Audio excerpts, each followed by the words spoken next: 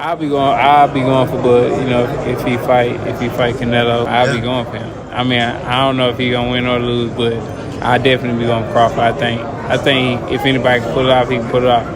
Mm-hmm. Do you feel that Canelo's gonna win? No. Really? No. So you would put your money on Crawford? Yes. You'd make money. I was almost 40 years old when I cooked this dude. Easy. Right now, I think Crawford is a little better than Mayweather, but Canelo have more experience right now. Errol Spence Jr. has shared his thoughts on the much anticipated showdown between Canelo Alvarez and Terence "Bud" Crawford, a matchup that's ignited excitement across the boxing world. Known for his no-nonsense analysis and high-level ring IQ, Spence broke down what could happen if these 2-pound, 4-pound legends finally collide. With Canelo's raw power and size going up against Crawford's razor-sharp timing and versatility, Spence laid out a compelling style contrast, giving fans an insider's view into how elite fighters see this dream fight unfolding. What do you think of that fight? I think it's a great fight, especially at 160. I'm a guy that, you know, sucks down at 147. I mean, I really think that a lot of people see probably 80-70% of who I really am at 147 pounds. And I'm a guy, especially when I got the WC belt, it helped me go up in weight. You know, I had an IBF and the 10-pound weight limit after the weigh-ins and things like that, so it helped me out a lot too. But I'm a guy that outgrown the weight. You know, I'm just holding around because I want to be undisputed champion at 147. But if this is a great fight at 160, you know, I can definitely move up to 160 and fight there easy. Errol Spence Jr. didn't hesitate to back Terence Crawford in the potential clash with Canelo Alvarez. Speaking to multiple outlets, Spence emphasized that if anyone can rise in weight and beat Canelo, it's Bud. He's chasing greatness. Spence said, why not? While he stopped short of predicting a guaranteed win, he made his position clear. I don't know if he'll win or lose, but I'm definitely rooting for Crawford. I mean, it could happen. I mean, why not? If Crawford want to challenge himself to be great, let him try to be great, you know. So, you know what I'm saying? I'm with it. So, you know, I'll be going for Bud. You know, if he fight Canelo, I'll be going for him. I mean, I don't know if he's gonna win or lose, but I definitely be going for Crawford. I think if anybody can pull it off, he can pull it off. Yeah. But no, He's chasing greatness, so why not? Canelo came up to 175 and all that, and fought Kovalev and fought the other guy too. So I mean, if he can do it, he started at 147. So I mean, if he's doing it, why can't Crawford do it? Spence's respect for Crawford comes from personal experience. On July 29, 2023, Crawford completely dismantled Spence via a dominant 9th-round TCO to unify the welterweight division the first time in the four-belt era. Crawford landed 185 out of 369 punches, a stunning 50%, including 98 power shots. Spence, by contrast, connected on just 96 of 480, a mere 20%. Online analysts later dissected Spence's technical flaws, especially his tendency to lean over the front foot, a weakness Crawford exploited with precision, footwork, and switch-hitting brilliance. That night cemented Crawford's status as boxing's pound-for-pound king. See, this is the thing. Canelo's looking to knock Crawford out. Canelo's not going to try to outbox him. So Canelo could fall into the same position Errol Spence was in, trying to knock out Crawford and ending up getting clipped and embarrassed. Terence Crawford has sent a clear message to Canelo Alvarez. No excuses. Crawford confirmed there's no catchweight agreement. He wants Canelo at full strength. I want him at his best, he said, so there's no excuses when I win. The tension ramped up after Canelo shoved Crawford during a press event. Crawford quickly fired back on social media. I got you. You're gonna remember. His message was unmistakable. He plans to make a statement in the ring. Listen, however they rate me, it doesn't matter. At the end of the day, we got to fight, and I'm going to win the fight. As simple as that. Can I ask you about if there's any rematch clause with this fight with Canelo? No, it's not. Is that something you push for? No, I didn't. And there's any weight restrictions to the fight at all? No, it's not. A lot of fighters would like to put on a weight restriction to this type of fight. Why didn't you want to do that? Because I want him at his best. I don't want no excuses. I don't want no, reasons why, he didn't feel good or anything. I want him at his best. There's a lot of experts that think Canelo's not the same fighter. His punch output's a lot less. What do you think, considering the last 12 months or so? Is he the same fighter he was maybe a few years ago?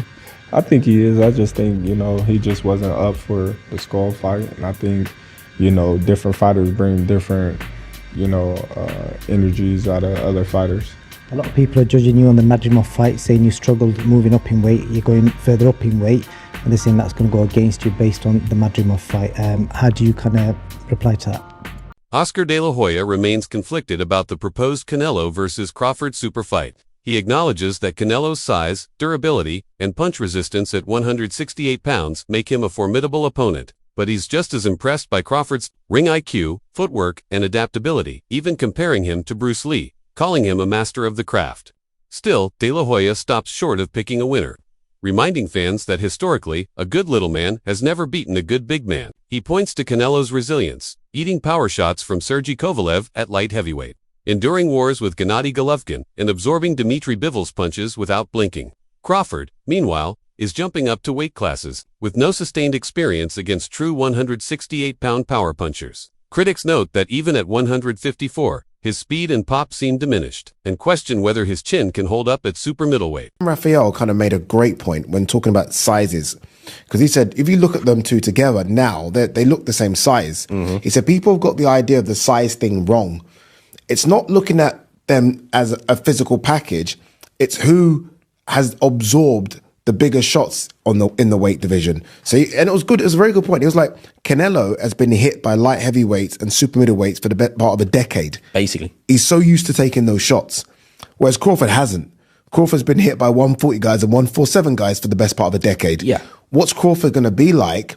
So basically, trying to say Canelo could easily absorb Crawford shots. Can Crawford easily absorb Canelo's punches? If you're taking shots from Triple G, Sergey Kovalev, Dmitry Bivol, and you're staying on your feet, not getting hurt, not even getting wobbled, just literally shaking it off, you can take Terence Crawford shots. 100%. Boxing icon Sugar Ray Leonard understands better than most what Terence Crawford is up against.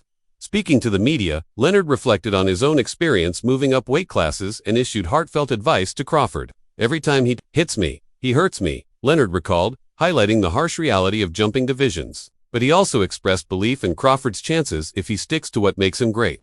Stay on the outside. Fight your fight, Leonard urged, emphasizing movement, ring IQ, and discipline as the keys to neutralizing Canelo's strength. Still, even with encouragement from legends, the voices urging caution continue to grow. What about Crawford do you think can bridge the weight gap? Or like with you, what did bridge the weight gap? Because a lot of people are just saying, hey, Canelo's just too big for someone like Terence. That's true. But you know what? There's always a way. Put it that there's always a way. There's always a way to win. Up-and-coming welterweight star Jaron Boots Ennis offered a blunt warning to Terence Crawford. This move is dangerous. Ennis pointed out that Crawford is skipping over the 160-pound division entirely, jumping straight to 168 without a tune-up. Fight, he reminded fans that Canelo has knocked out fighters who've entered the ring weighing over 200 pounds. While Boots praised Crawford's skills and intelligence, he made one thing clear: size matters. Unless Crawford adapts both physically and strategically, Ennis believes the odds lean in Canelo's favor. I think you gotta lean more towards Canelo because, like I said before, he been putting big guys out and down. And Canelo not even really a 68-pounder. He probably really should be at 60, maybe. And he been hurting these guys.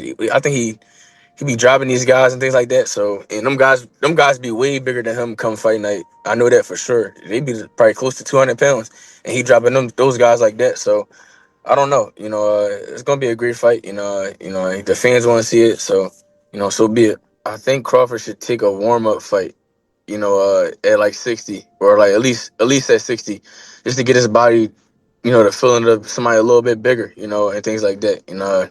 I know when you go up a weight, you gotta develop that power and not develop the power, but like put that muscle on and be heavier and things like that. So he might not want to take a fight because he's trying to build up right now, but I think he should just to stay sharp and that way he don't have like a long layoff or anything like that. Amir Khan, one of the few fighters to have faced both Canelo Alvarez and Terence Crawford, is siding with Crawford. Khan praised Bud's elite boxing IQ, footwork, and pinpoint accuracy, calling him incredibly hard to hit. It was like chasing a shadow, Khan recalled. In contrast, he admitted landing shots on Canelo was surprisingly easy, despite Canelo's edge in one-punch power. Khan believes Crawford's ring intelligence and technical sharpness give him a real shot, as long as he respects the risks of moving up in weight. I fought them both. Like, what are the differences between them? Canelo's strong and is easily hit.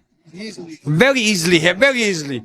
Compared to when I fought against Crawford, I couldn't hit clean. They both hit hard because And you can see the strength when I was fighting against Crawford. He is very strong as well. So, look, yeah, but why does he need to give that much away? He's pound for pound #1 in the world. Why does he have to go for fighting Canelo? I think that Crawford could beat him because Crawford is a big 147 fighter and is strong as well, which a lot of people don't give him the credit for. I think that fight, if it does happen, as long as Crawford stays away and just boxes and be smart, he can win that fight. I think Crawford's a better fighter than Charlo, and he's a smart fighter as well.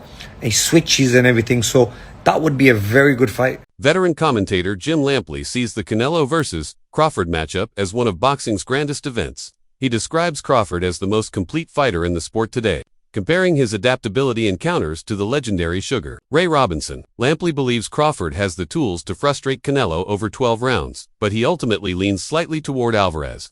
Canelo's proven chin, relentless bodywork, and physical presence at super middleweight, he argues, mean Crawford can't afford a single mistake. One lapse could flip the entire fight.